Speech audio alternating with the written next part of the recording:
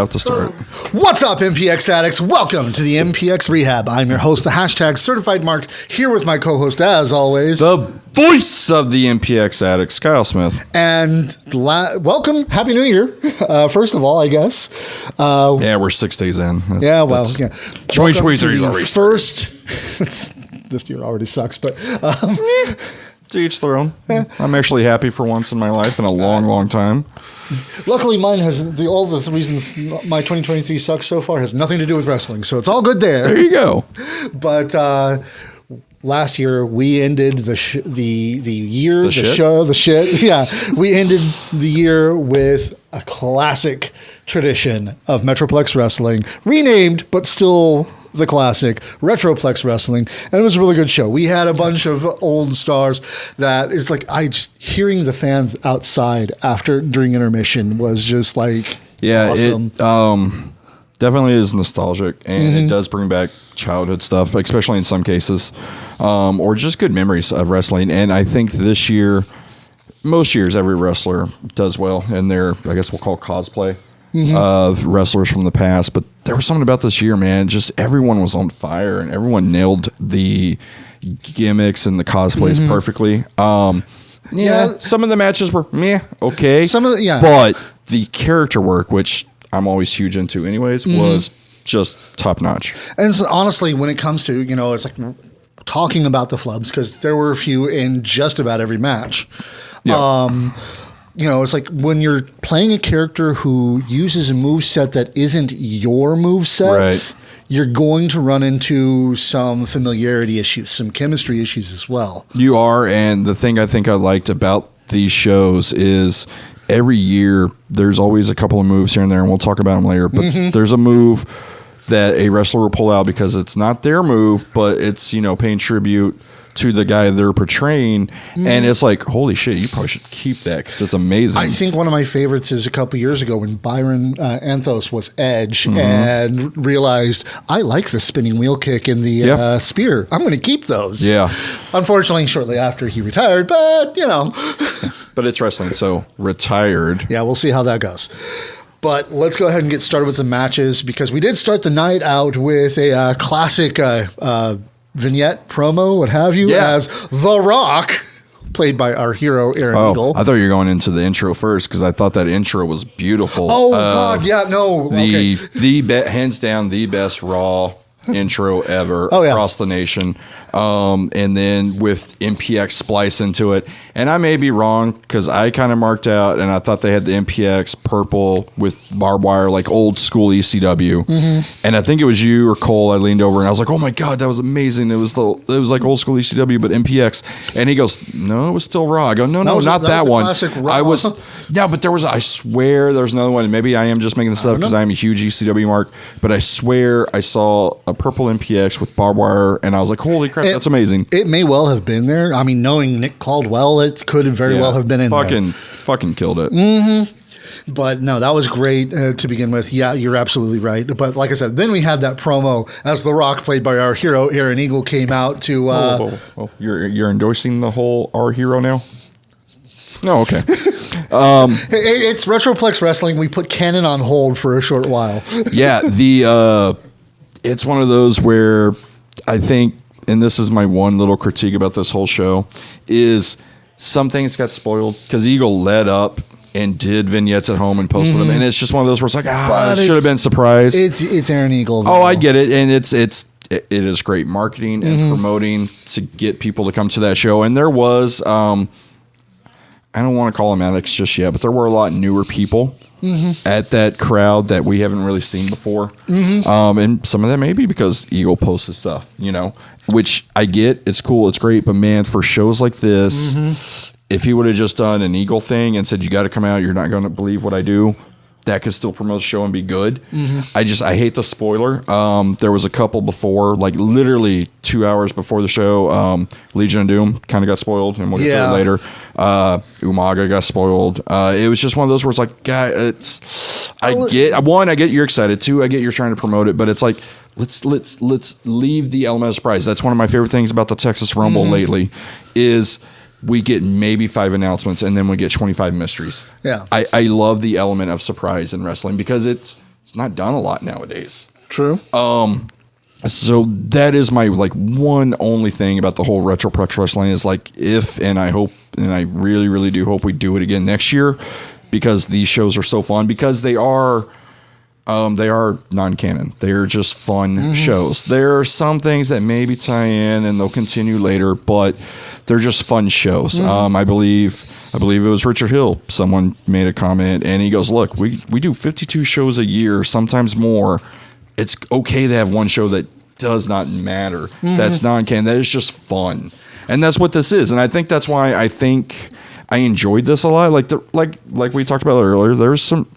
I'm very critique when it comes to wrestling because I'm a fan and one of the bad ones because I'm the best and worst thing. We're not just critics anymore, according to people on the internet. Oh, that is true.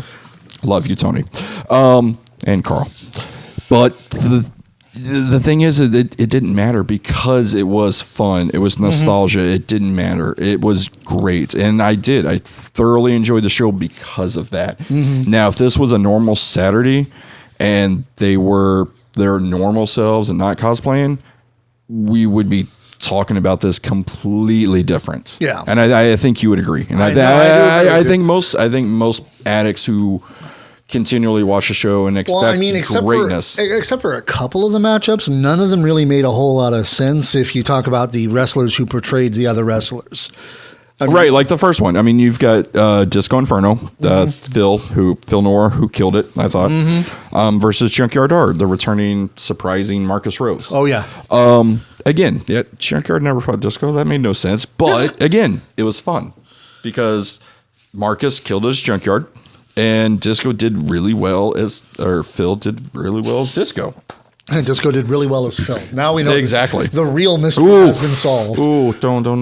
No. Disco's a bad person. Don't put that on Phil. We don't want to put that on. don't put that on Phil. I'll be honest. Disco's kind of a dick. I didn't care enough about the person beyond his being there. Well, and then I think show. So and I think. And this is no disrespect to Phil, because in the past couple of shows we've said it, and I've said it on the show. Phil has impressed me a lot. He's gotten a lot better. Disco never was a good wrestler. He was just a great character. When you look at WCW 90s and people talk about Disco Inferno, it's because of the stupid, funny stuff he did, or the character work he did, or the promos he did. It was never his actual in-ring ability, because his in-ring ability was shit. Yeah. But no, I thought this match was okay. Again, if you're critiquing the match itself, it's all right. It's not great. It was a good basic match. Exactly. The character work really worked it. Exactly. It was actually especially kind of funny seeing Marcus as JYD coming out with the dog collar and chain. It's like, wait, the last time you wore one of those in this building, it broke. That is true.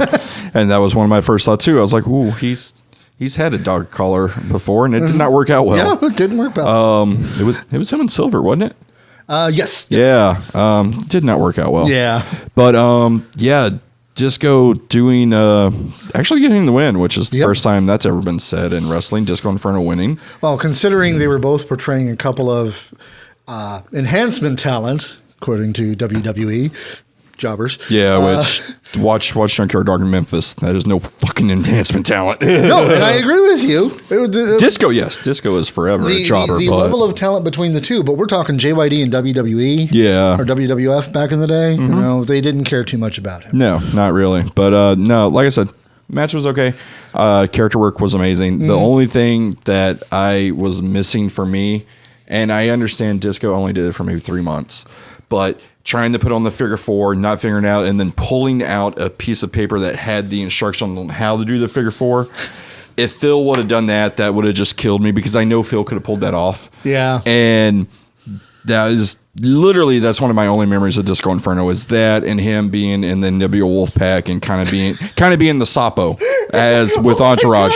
How he is just treated like shit, and they don't really want him in it, but he's in it. And they kind of, sure, yeah, it was why great. Not? Yeah.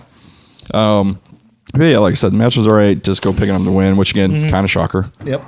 But then the next match we had Edge as portrayed by Mikey B with Lita as portrayed by Sammy B, taking on Booker T as portrayed by our MPX Addicts champion Exodus Prime. And I gotta say, This fit so very well. It did. I almost expected Exodus to want to be Randy simply because 90% of his moves. That's the first thing I said too. I was like, Exodus would kill it as Randy Orton because one, he's got the movesets, and he also, because I hate to say we know Exodus, but we've seen enough of Exodus in character work.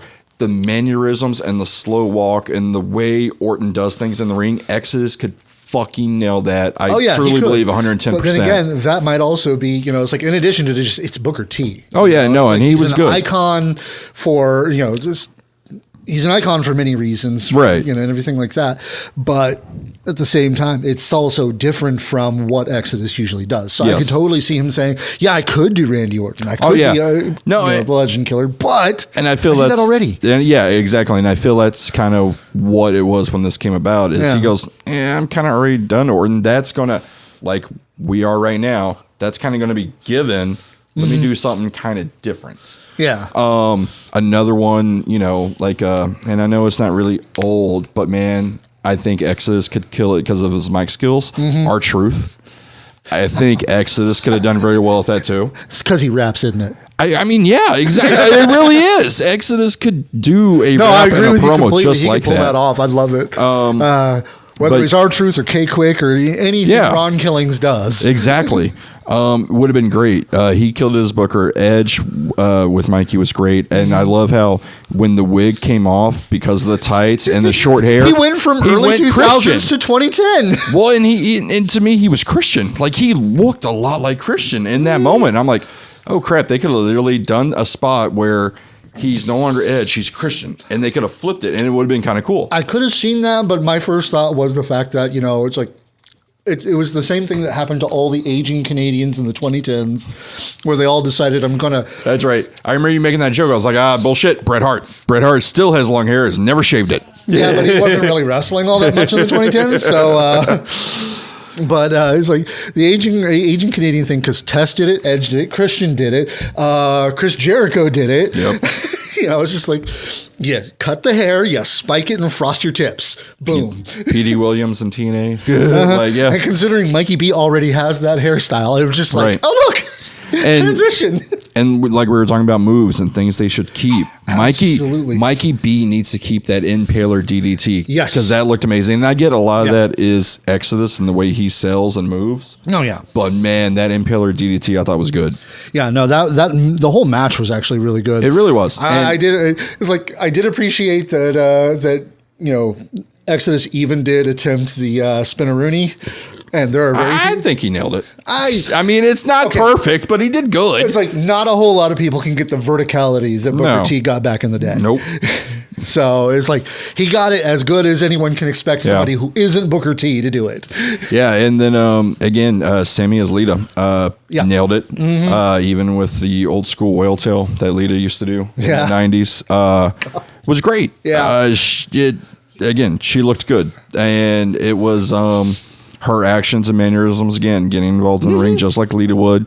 The only thing which I understand, I don't think she was a wrestling fan before she met Mikey, and now she's like all in. Well, and that's the thing I was about to say is like, and I get why she didn't, because obviously she's probably not properly trained, but if she could have done a moonsault, holy shit. Yeah. But I again, totally get... Then maybe I don't know if she's going to get that involved. Well, if have Mikey go as Matt and have somebody else go as Jeff. Yeah. Get her the training. Just get a whole Team Extreme thing going. Yeah, exactly. I don't know. Is Jeff allowed to be talked about? Maybe Jeff. Okay. Okay. No. Jeff's issues are personal demons that haven't hurt anybody else. So. He's had a couple of wrecks. I mean, no. Now, granted, that was mostly, didn't kill anyone. Jey Uso? Oh yes, Jey Uso definitely has. But it's they both haven't killed anyone. But towards that spot where they may. You're right about that. Okay. Yes, they are more of a danger to themselves. Yeah, but I'm more talking about he's like not assaulted anybody. Oh, yeah, he doesn't have those skeletons that came out during the speaking out movement and everything like that. Which his have been personal demons that have mostly just hurt him. Yeah, exactly. But yeah, Edge and Booker, Mikey, Exodus, probably I would say it is match of the night. It's probably my second favorite match. I'm sure most people know what my favorite match is when we talk about it. But yes, probably match of the night because, again, you got two very talented people. And as we'll talk about in the award show later, two men who were up for Wrestler of the Year. And I may be wrong in this, but were they not 1 and 2? In the standings? No, okay. Number 2 was somebody else. Gotcha. All right. But definitely, it was close. Yeah. Oh, yeah. So, yeah. But yeah, no, there was a lot of contention on that one. I'll just go with that. Yeah. Exodus, well, Booker getting the win, which, made sense. But again, probably hands down the best match on the card. Yeah. Then we got the match that I'll admit on paper, I looked at and went, but why? This makes no sense. But then again, it wasn't supposed to make sense. It's a lot like the Disco Inferno Junkyard match. Yeah. It's generational. That doesn't really... It would never clash in real life, but hey, it still worked. Tugboat portrayed by Tugboat. Yep, Tugboat portrayed by the Iron Belly. We need more Bort license plates. Yeah, it's a Simpsons reference for anyone. Tugboat portrayed by the Iron Belly, and CM Punk, or ZM Drunk as he wanted to be called, portrayed by our own Hero Zero, which. Was amazing. This was one of the few that was kept surprised from me because people knew how to flip out. I'm a huge CM Punk fan, especially ROH CM Punk and the music. And I can never pronounce it right. It's an AFI thing. Mesoria, what is it?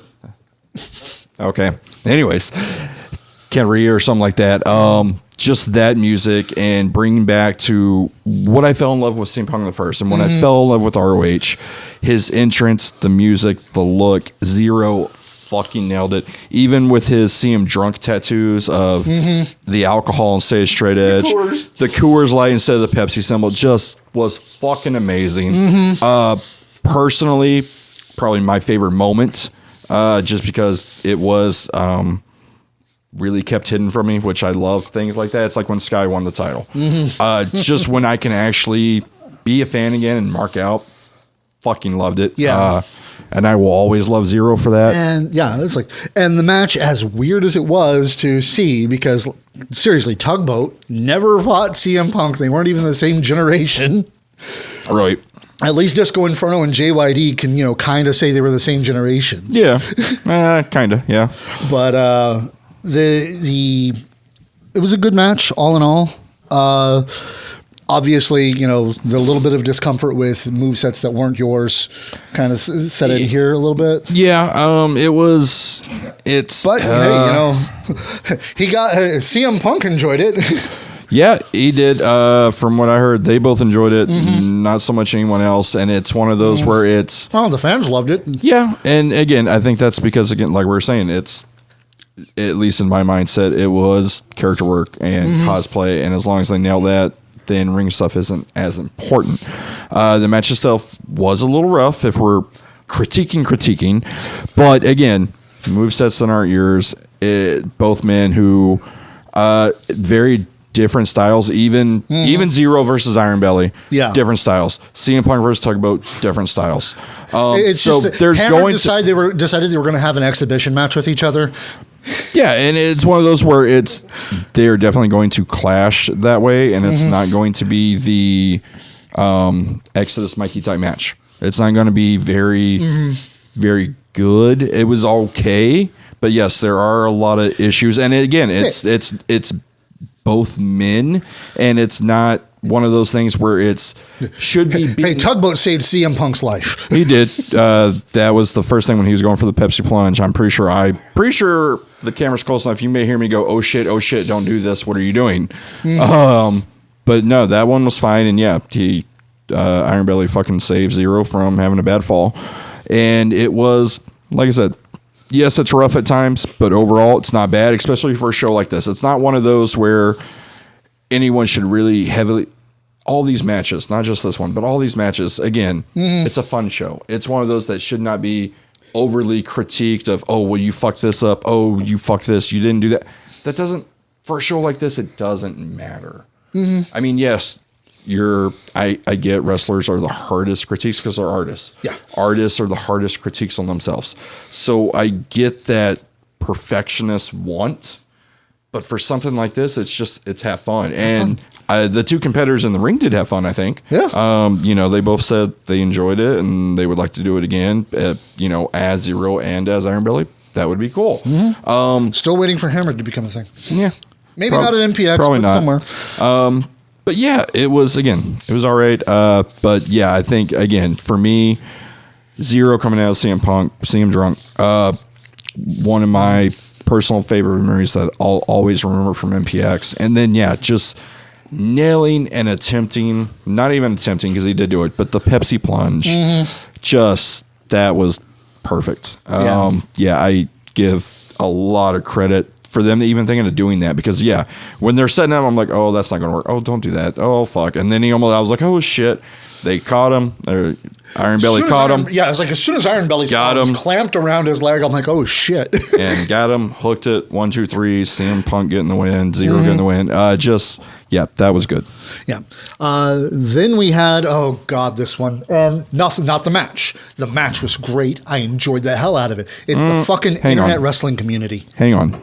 Which I didn't read any of that, and we'll talk about that later. Yeah. Pretty sure before this was the John Cena, right? Oh, yeah. Which was my... sorry, I didn't see him. Which is my favorite John Cena.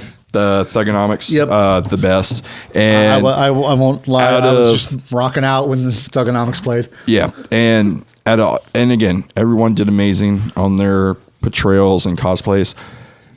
I think hands down, even though he didn't have a match, Tatum as John Cena, Thugonomics was the best. He nailed that. Out, isn't it? No, it really isn't, because even when he said that, I was like, at first I didn't think it was me. And then I think it was Cole that goes, that was y'all, right? And I go, oh shit, yeah, it was, because I was sucked into the character because it was his promo, his rap. It was beautiful to me, hands down. And again, it's no disrespect to anyone else because they all did amazing, 110%. Tatum as John Cena was the best character cosplay there. I do wish he could have been actually a performer on the show. That would have been good. But yeah, that was great. And I guess I didn't think it was me at first because I don't ever remember calling him a golden child. And I'm sure you'll say you did. And I really don't remember. It's like we never said those words specifically, but pretty much, yeah. Yeah, I guess I kind of leaned into it a little bit. But no, it was, again, did not care about the disc because, again, it was cool. And like we've never been insulted before. Always. Again. I just had to go. No one should ever listen to me. I don't get it. I just had to go watch Shot Callers from last year and got to the part where Jamie laid into me. Okay, so we've been insulted before. That was great. But yes, that was probably one of my favorite things of the night. And you'll probably hear me say it a lot because, again, I really did enjoy the show. But again, Tatum killing it as John Cena with the rap, going after the fans, being the Doctor of Thugonomics, because that was my favorite Cena. Just fucking outstanding. Loved it. But no, that one was good. But the match after that, Umaga, as portrayed by the Puerto Rican juggernaut Angel Camacho, with Heartbreak. With right, Cody. Exactly. Cody played. That's probably my third favorite cosplay. Sorry, I got caught up in the IWC bullshit. So Cody fucking killed it as Armando Alejandro, and this is where I was a little annoyed with him. It should be Estrada. Got to roll that R like you're rolling a joint, man. Cody's a little white. I don't know if he can roll the R's. He's not from San Antonio like you. That's not the first time that somebody's. I've been told it's like, dude, you grew up in this part of San Antonio. Yeah, you're honorary Mexican. It's like, how? Yeah. But Cody fucking killed it. Besides the rolling of the R's, everything else, the accent, the look, was good. Great. And I guess, since we were talking about Cody a little bit, obviously, always JR. Always. And then Tyler's the one who usually changes, and Tyler doing a really good look of Eric Bischoff. Oh God, yeah. I really did need to go and watch Retroplex Wrestling back just to hear him. He's like, okay, how close did you get? His commentary as Heyman was great. I'm kind of curious how his commentary with Bischoff is. I love the I'm Back music. I really do. But when he's dressed in the NWO, he's got the backwards hat. Why was he not just NWO? And I'm obviously going to talk about that later. But it was just kind of weird that Cody did too. Tyler kind of has one. Like Tyler, it was all right there because later on, spoiler, we do have the NWO. It's all right there. Yeah. It was a little weird. I mean, we got the picture afterward on Facebook, but that's, I wish there had been an in-ring moment for them. But Umaga as Angel and or Angel as Umaga. Either way. You know what? I was like, for one, I thought the braids, those looked really good on him. Nope, it did. And I was just like, Angel, dude, do it. I think this is another one, going, like I said, with Mikey, should keep the Impaler DDT. Now that I'm rethinking that match, Exodus, that wrap spin kick of Booker T's, Exodus should keep that because that looked good. Maybe not scissors kick, that was a little off, but that hook kick, beautiful.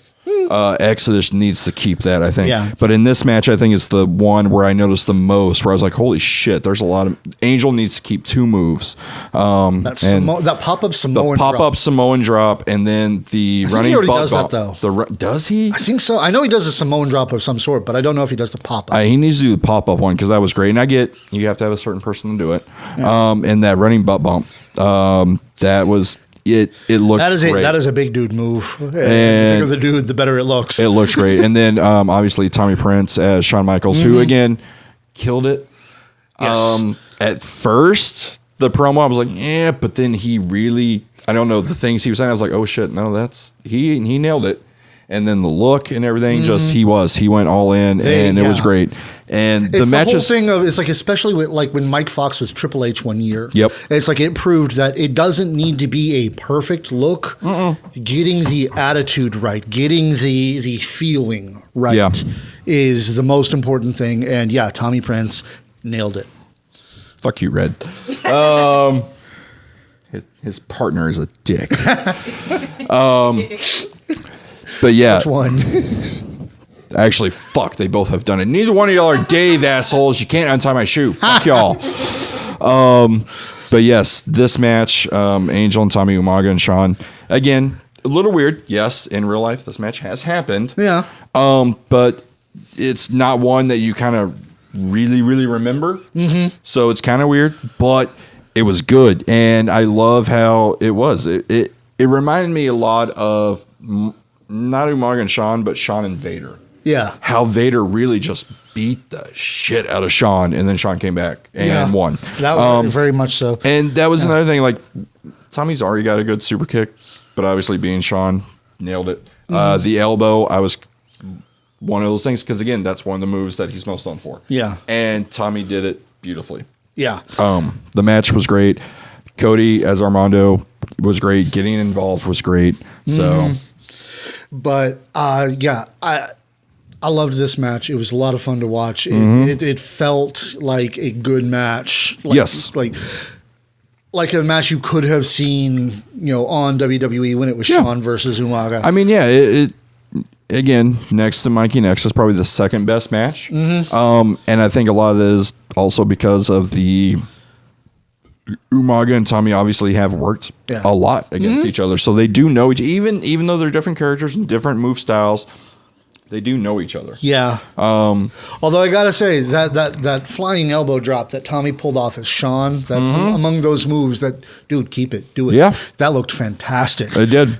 It was great.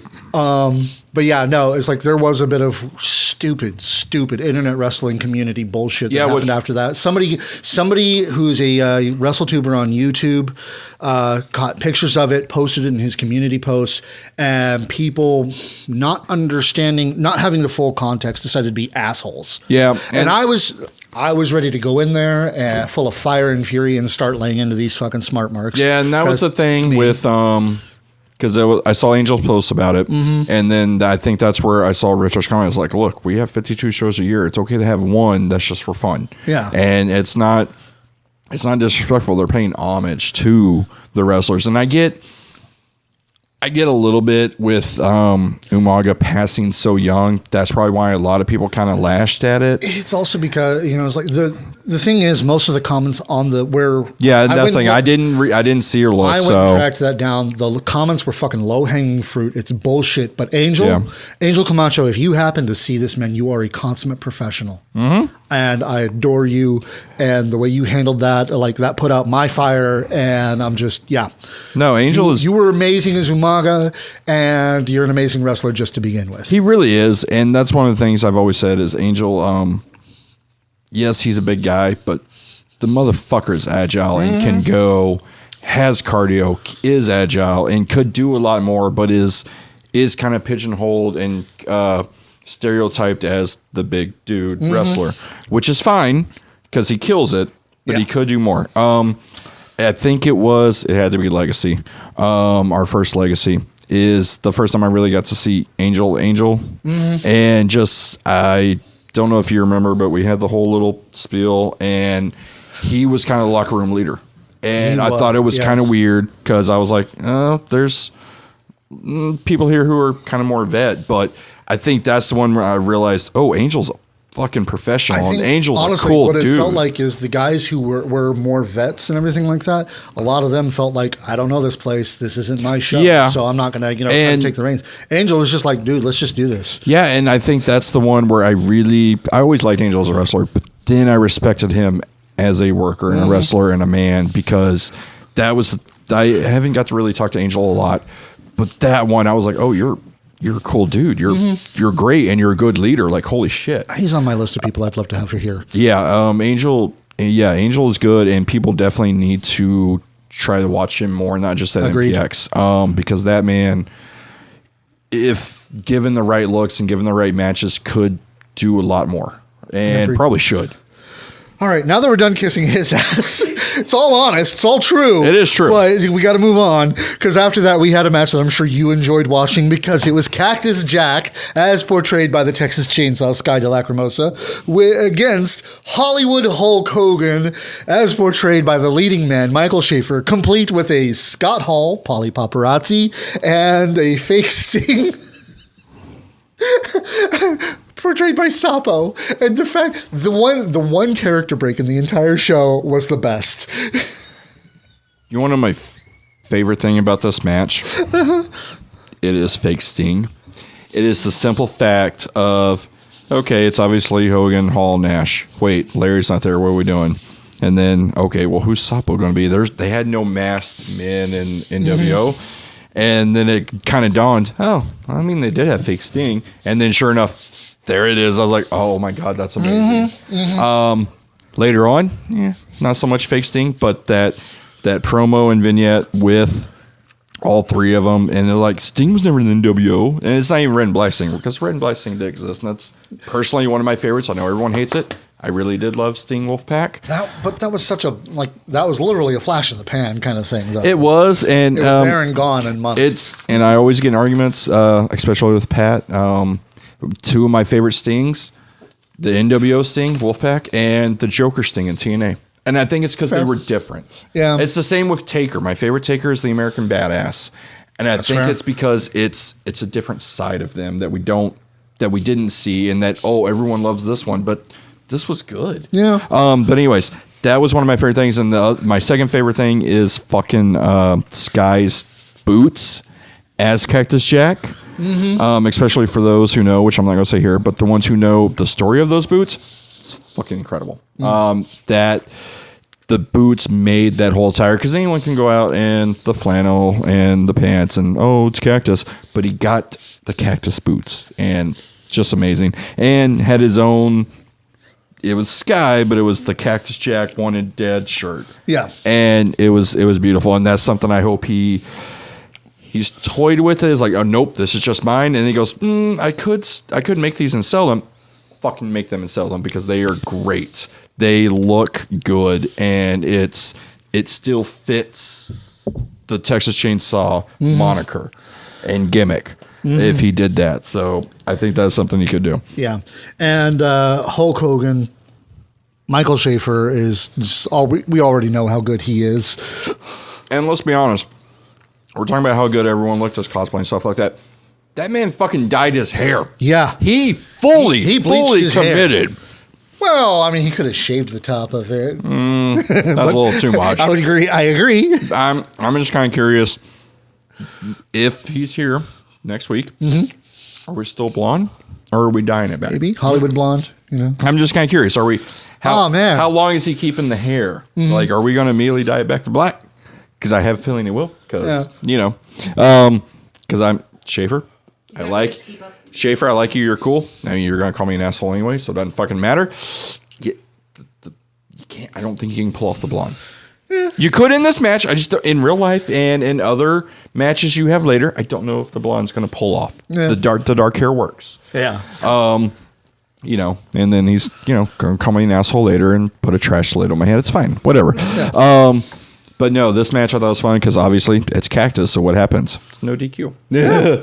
The only thing and it's very minor because Sky nailed every Cactus move, except for when he brought the weapons out. There was no trash can throw full of weapons. That was the only thing. I was like, that's the only thing missing from this. But Schaefer being Hogan, I thought did well. That big boot actually looked really good. That's something you might want to keep. I think we didn't see it. We saw a little bit in a tease. If Sky did the Cactus Jack pile driver, I think that would look cool. Yeah. That's pile drivers kind of nowadays are one thing wrestlers don't do. If it's taught right, looks amazing. Yeah. And done safely. It's just something that people are terrified to take and do, and Stone Cold Steve Austin is. No, that's different. That's a tombstone. I'm talking about a regular pile driver. Yeah, there was a regular pile driver. No, it was a tombstone that he sat. He didn't kneel. It was a tombstone, but he sat down. I thought he was facing the other way in the pictures I saw. No, it was a tombstone. Now you got me questioning myself. But Owen, instead of kneeling like Taker or Kane, he sat down, legs out, which you can do because Owen's done it before. But Austin's head was just a little low. Oh yeah, no, that's absolutely true. But no, I think that's something that could do. And it was like when Cactus went for the double arm. Okay. When Sky Cactus went for the double arm DDT, it is one of those where it's like, oh, is he actually going to do? Oh, right, no, it's not Death by Stereo. It's the double arm DDT because it's the same hookup. Well, I mean, if you think about it, it kind of makes sense that he would get the idea for the Death by Stereo from exactly. But I loved Paulie Scott Hall. Thought he nailed the accent and the whole toothpick and everything like that. Great. The fake Sting, which Greg pointed out, the two mask, because that's a classic Sting thing. Great. Just thoroughly. Yeah, I did enjoy this match. It was good. And Hogan getting the win, obviously, because there's NWO. So that's what happened. But the next match, I think, is my personal favorite. The Dudley Boys versus the Legion of Doom. Hands down, the best tag team in wrestling ever, the Dudley Boys, and I will fight and argue people on this all the time. The Dudleys, I think, they're my personal favorite tag team, and I think they are the best tag team in wrestling. And everyone's like, oh, LOD. I get LOD is good. But when you actually look at their matches, LOD is a lot like the Steiners. They just literally beat the fuck out of people, which is cool. But the Dudleys actually worked and wrestled. So, and then, of course, having the Sons of Mayhem as the Dudleys, Red and Jake both being Bubba. Again, we did it with Larger Than Life. I get why we do it. But it's there for a lot of people who don't know anything about the Dudleys. There was hundreds of them. Could have had a little more. But I think one of my favorite things, and I think, again, he pulled it off perfectly, Nash as Little Spike Dudley. The look, the walk, it was... Nick is probably my third favorite cosplay of nailing it almost 100%. Yep. The only thing we didn't get, and I get it's because there probably was not necessarily a spot to do it in, is the acid drop, which is the sliced bread number 2. Yeah. That little Spike Dudley did. Probably just couldn't figure out Nick could pull it off. I don't think there's anywhere in that match that you could do that spot good. Yeah. But I thought the match was great. Legion of Doom, Fitz and Morgan. It was heavy metal. Heavy metal. Heavy metal versus Sons of Mayhem. I was trying to remember what the name was, and heavy metal did pop in my head. I was like, no, not the anime. What were they called? Oh, yeah, it was heavy metal. Never mind. Mm-hmm. But yes, I thought that was... No sounds, only heavy metal. Apparently, I was just yelled at. The acid drop was not sliced bread. Oh, yeah, sliced bread's where he goes fully over, so it's not sliced bread number 2. My bad. Sorry. Apparently, Sky was supposed to do the pile driver on Sapo, but Sapo chickened out. Yeah, I just wasn't going to say that because I had heard that, but I wasn't going to blast that out there. Dude, Sapo's getting over an injury, and I'm pretty sure he doesn't want to, chance getting hurt. I can understand chickening out. Yeah. But yes. He's not full in-ring talent right now. But, the Dudleys LOD I thought was great because it's that dream match. It's the 2 best tag teams in the history of wrestling going against each other. Thought it was great. Again, one of my favorite things out of that, I think, is there's 2 things. It's Nick being Little Spike Dudley, and I love the Sons of Mayhem for this because I'm sure they've heard me bitch about it. Little Spike Dudley, Nick, looking for a table, and they going, there's no table. Get the door, and they bring a door, and that, because again, when fans are chanting, we want tables. No, we don't have a table anymore. It's a fucking door. Yeah. I love that. That would have been funny. That would have been hilarious. Great. That would have been great. Oh, well. That would have been amazing. Yeah. But again, Nick pulled off Little Spike Dudley so well. It was great. And I loved the fact that, yes, because I do think Dudleys are the best tag team ever, that they won. Yeah. What did shock me a little bit, I think, was the beatdown after. Just because that's for a fun show like this, on a cosplay like this, and I get the Dudleys did it all the time, so it kind of makes sense, but why the extra beatdown? It was kind of weird. That was another one where I was like, oh shit, how are they going to do this? Because obviously, and I guess obviously because the way you look at it, Morgan's lighter than Fitz. She's the one who's going to do the 3D through the door. But no, they did Fitz. And I'm like, oh, that's a big boy. Okay, how's that going to work? And they did it. They did it really well. Picking up Fitz through the door. Time, I'm watching them do the 3D, and I'm almost hearing Tommy in the back somewhere going, "That's not how you do the 4K." Well, and that is the thing I think a lot of people don't realize because like, oh, it's simple. It's just pick up and then you catch them. Oh no, there's a fucking timing thing. And for people, if you watch early Larger Than Life, that timing issue was off a lot. Yep.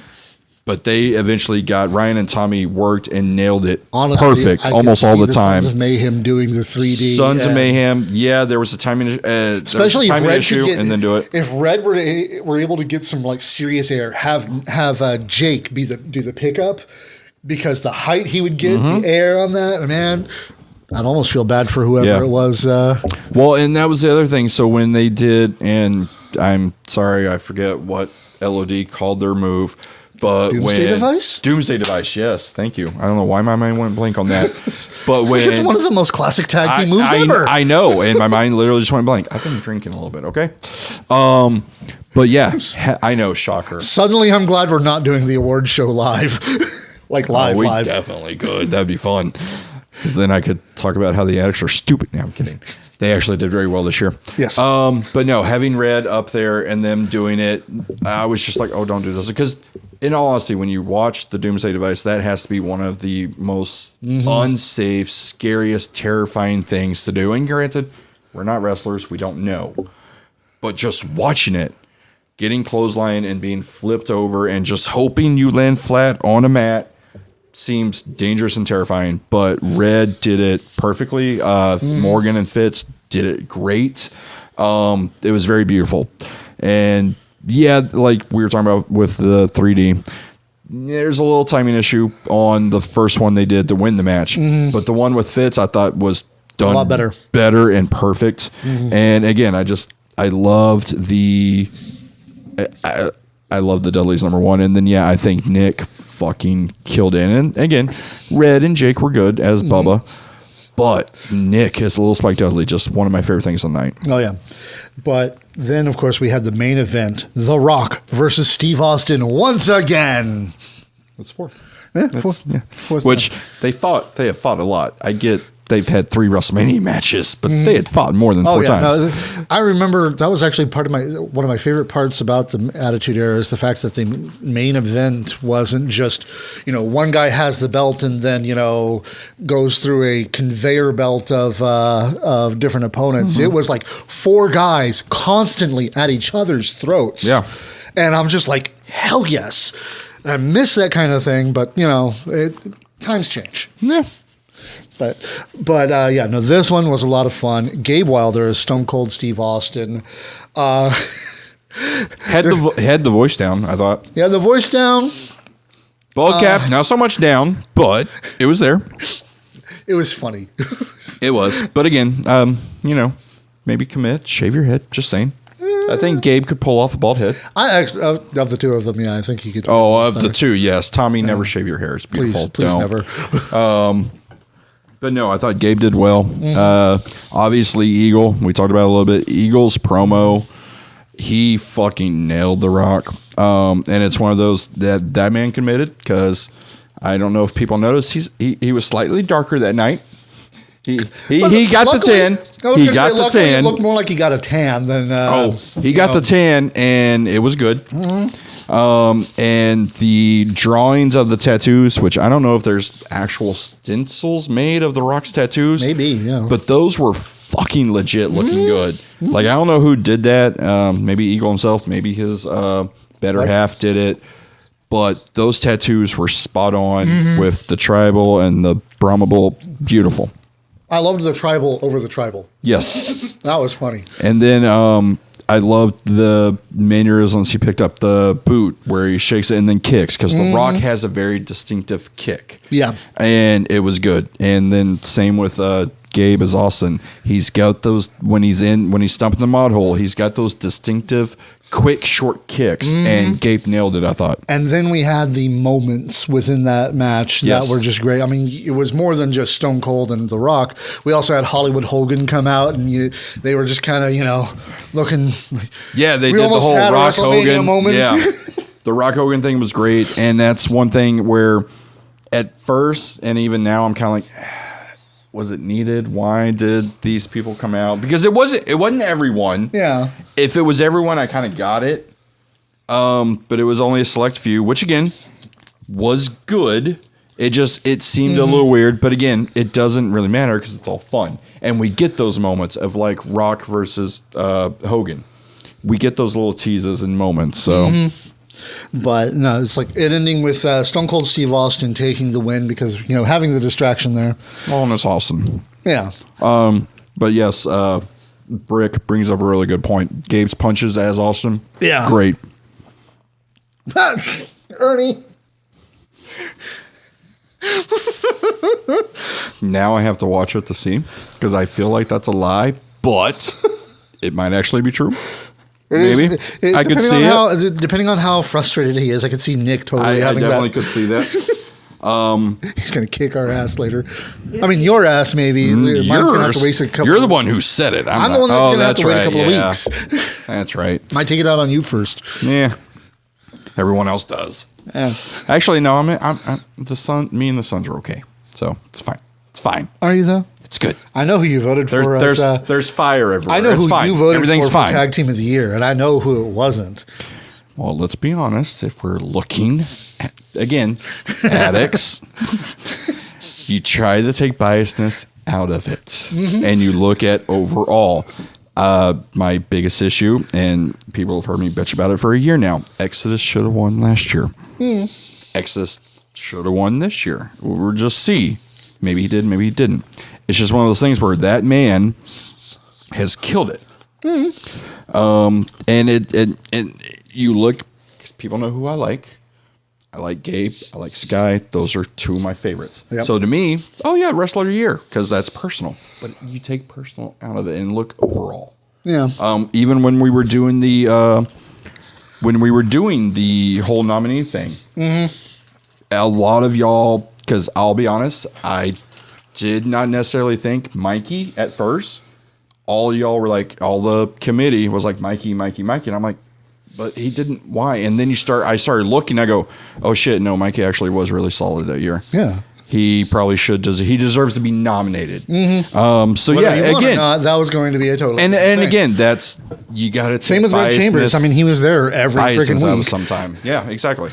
Yeah. So, but yeah, We'll talk more about that one next week after you see the actual show. Gabe. Yeah, Gabe is awesome. Great. And I get you probably don't have the equipment or anything, but just fixing the ball cap to make it actually look legit.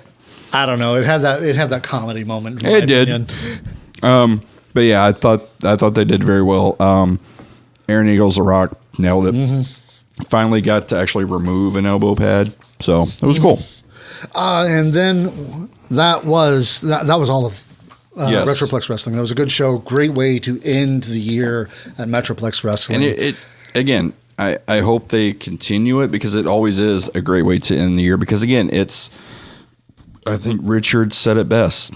They do every week. How hard is it to write a legit, real, episodic wrestling show every week? Yes, at the end of the year, just have fun. It's like a reward for all the year's hard work. And let's be honest, the wrestlers themselves, when you talk to them, they fucking love this. Oh yeah, because again, it's this. Fun. It's like I remember when it was still going strong as Time Warp and everything like that.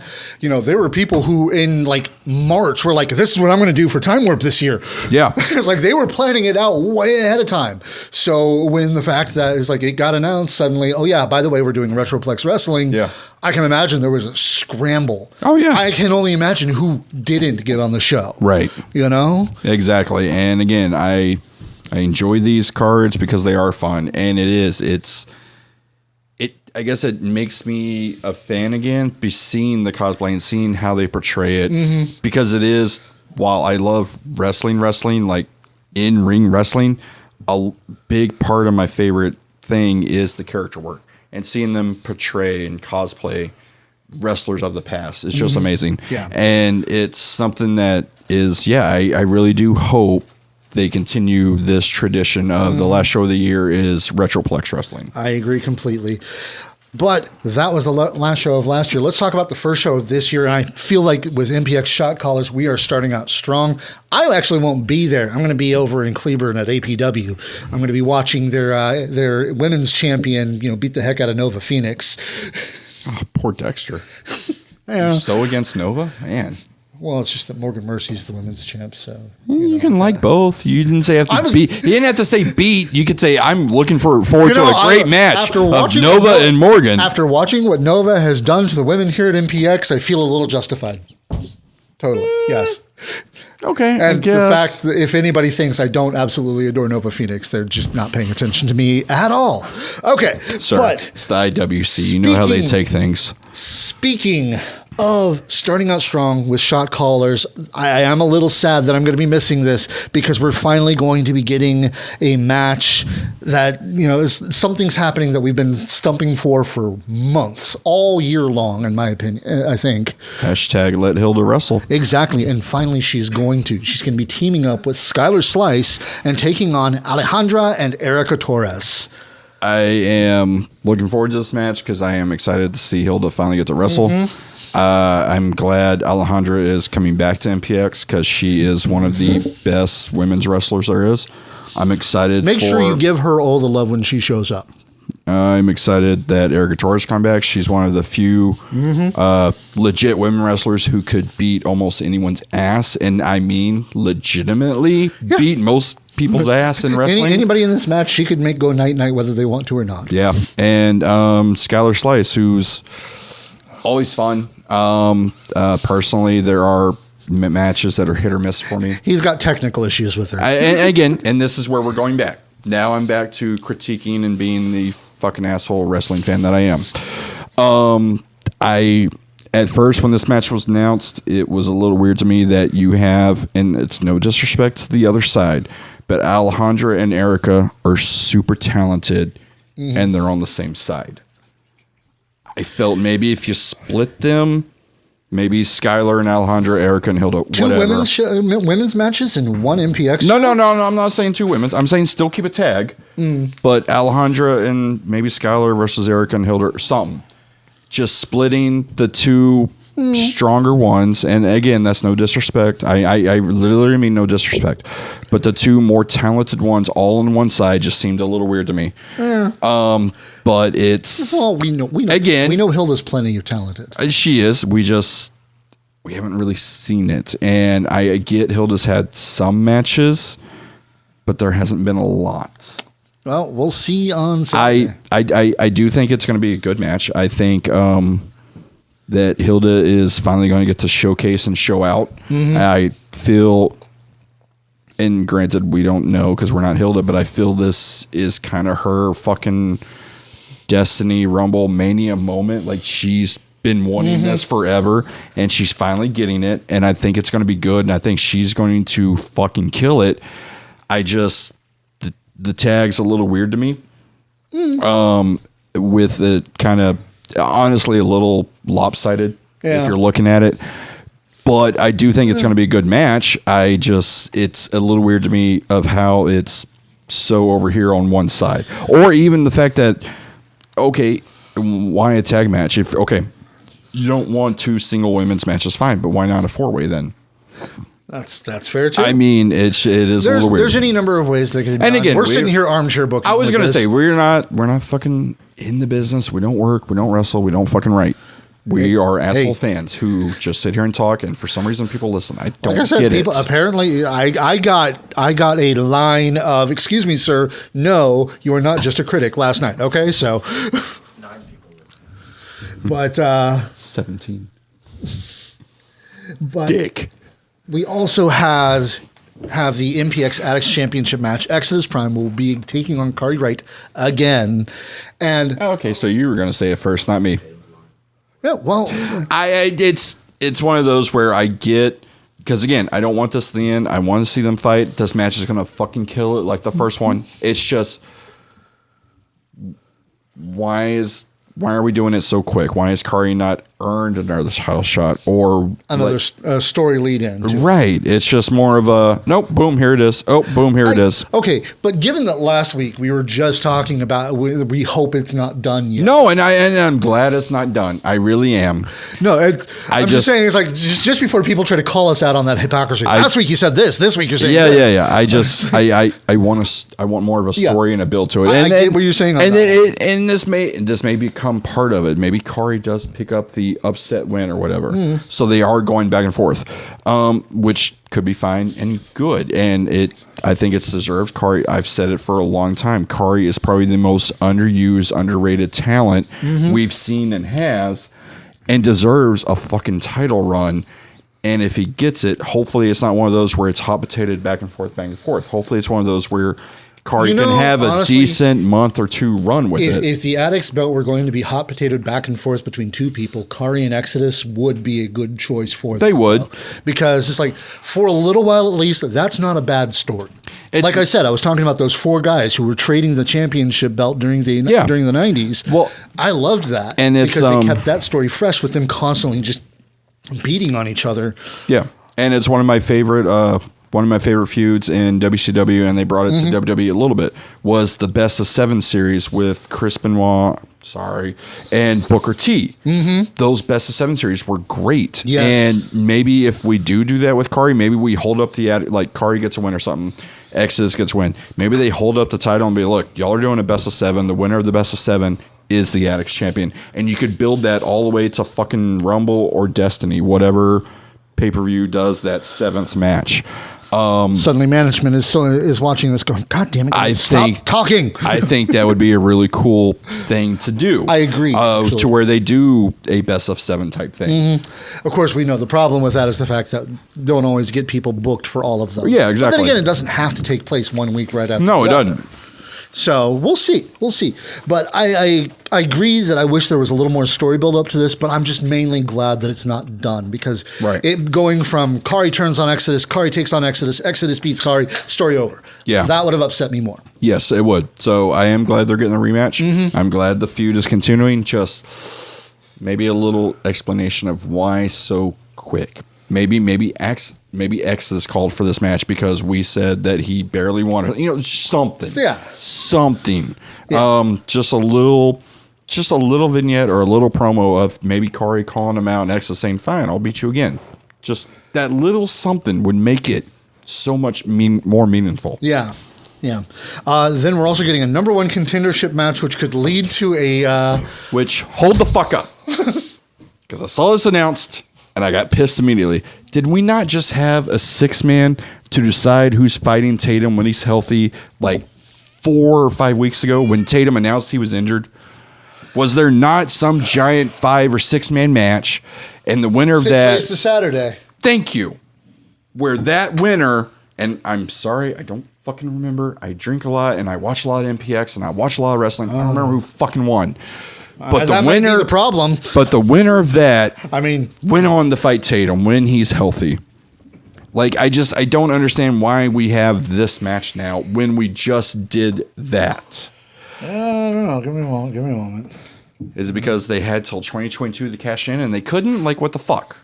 It's little things like this in continuity and story, and I know I'm one of the few that catch on to it.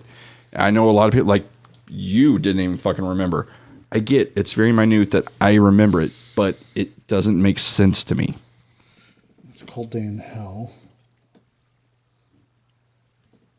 They had a set date for it. It was literally the last week in January. Yeah, I think Which so. is X Factor is the last one. Yeah, that's the show. I don't know. Right. So Whenever that faces Tatum there.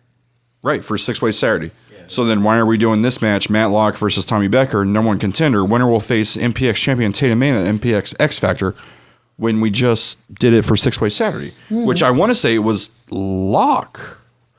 But again, I might be wrong because, again, alcohol. Don't drink, didn't make kids. sense. Well, you can of legal age. Yeah. Again, why I'm not a parent. I'm never going to tell a kid a fucking no. Who am I to tell someone no? Reindeer Someone games. offers you drugs, fucking take them. They're expensive. That was the Prospect Championship. Here I am double checking on all of this, but while I do that, let's go ahead And and maybe I was gonna say maybe I'm fucking wrong. But I swear that happened. Let's go ahead and move on forward with the let's talk about the match. Well, I was gonna say Locke and Tommy Becker are obviously going to be great. You've got Tommy Becker, who I've said before, and I truly do believe, one of the most athletic men in MPX. That man can do anything as far as character-wise, as far as in-ring. He's been one of the best solid performers since he started. Every match he's been in has usually been solid. It was Tommy Dean that won. I was about to say, Tommy won and he had pulled out. Okay, so that would explain why. Well, then explain that in the post, please. That way I'm not going fucking crazy and we're having to research it. Oh, no. Thank you. Thank you, Jinx. Yeah, Jinx. Thank you very much, Jinx. Yeah, okay, so that makes a lot more sense now. Cool. Now I'm calmed down and this match is going to be amazing. Yeah, I was going to say, it's like, a lot's happened since then. He's drunk and I've slept since then. I'm not really drunk. I also spent a week, having like maybe 2 hours of sleep a night after, editing. I've had 2 hours of sleep last night, so. But y'all better really like this show, guys. Seriously. We got 15 views, so. Yeah. Well, I'm not talking Haha. about Fuck you, Tatum. 4 more. Or is that good math? I'm bad at math. No, you said 8. So what's 15 and 8? You know what? 7 more. Fuck you. I would have been insulted by that if it weren't for the fact that just earlier that week I looked through and saw there's we're in the hundreds of views for our shows. Like we're not. We're one of those that you don't watch live. You watch later. You found his show because no one cared. Oh, okay, true. Yeah. There we go. So I'm still good. Yes. Thank you, Tatum. Love you. Okay, so Good job, Golden Boy. Now I'll say it. Fuck you. but yeah, no, Locke and Becker is going to be a hell of a match. Yeah, I know, Greg. Neither did I. Yes, Locke and Tommy is going to be great because again, Tommy can go against anyone and make it look amazing, and we know Locke. Locke is solid. Locke has been on a rise. He had a little bit of a break, which I understand, and I'm glad he's doing better. And it seems like he is coming back just full force, feet on the ground, running to exactly what he wants to achieve. So this is going to be amazing. It's going to be, I think, a lot more physical than Tommy is used to because that is Locke. I do, and again, I'll probably say it until he changes again, but Locke, I hate your fucking gear. I'm sorry. I just hate camo pants. I don't and the like mullet camo. going with it is just making The it mullet, even more oh yes, it does. It angers me so much because that man had, a great look with the shorts or the tights and the shaved head and just fucking killed it and looked like a badass. And right now, it may be the camo because I hate camo so much, I just can't take it seriously anymore. Well, that does sound like a you problem. It More than a most him definitely problem. is. Again, it's very minute and it is something I latch onto for some reason. I don't get it, but the match is going to be solid. It's going to be good. I mean, to me, it's Locke going against Tatum. That kind of makes the most sense. Which I mean, because again, next to and think about it, you got Locke who has amazing chops. Who are the two people who have the most choppable chest in MPX? That is true. The Tommy Becker. Yep. Sorry, your chest is going to be fucking red Saturday. And then red. Well, no. Well, when we're talking He's that third. long. He's third though, Yeah. because second most choppable chest is Tatum's. True. And And Matt's trying to go for both of them. Yes, he might exactly. get a twofer. Exactly. It's going to be great. Can't wait. Yeah, but then we've got a pair of singles matches that are a lead up to a tag match that I'm actually looking forward to because this is going to be a change. A little bit. We've seen it. It's kind of a change in the fact that it's face versus face now. It's a match that has amazing chemistry. The boys, Children of Scorn. Sorry, it's going to take me forever to remember that because y'all are always going to be the boys. Children of Scorn versus the Lost Boys. We've seen it maybe a handful of times, and it's going to be good. The only thing that's a little weird to me, which I think these matches are going to be solid, don't get me wrong, but to me, Silver and Prince, and then Gabe versus Sky are better matchups, and we may get that next week. Who knows? It may flip Yeah, flop. because I'm not sure when the actual tag team championship match X is supposed Factor. to take place. X Factor, Yes. as well. Okay. Yes, everything. X Factor is the big show in January when they won the fucking Christmas, Christmas 12 thing, yeah. ladder I remember. Christmas for 12 thing. rungs of Christmas. There you go. It was for a tag title at X Factor. Okay, So that last part is what I missed. But Yes. I'm not. But the thing is, we've also seen Jason Silver versus the Mad Prince before, and Sky versus Gabe before. I'm pretty sure we've seen both these matchups before all the That's time also anyways. true, yeah, during that whole thing in which they were basically the Usos in the New Day. Yes. Which again, it's people bitch about that, but they're great matches. Yeah. And they're a good feud. And it's all, in all honesty, it's kind of what kept that tag division alive in WWE for a little bit. Yeah, but even then, that did get a little tired after a while. Yeah. Yeah. But I think Gabe, again, because all four of these men are super physical with each other and have disregard for their own bodies, Yep. much less their opponents. It's going to be super physical. It's going to be super scary.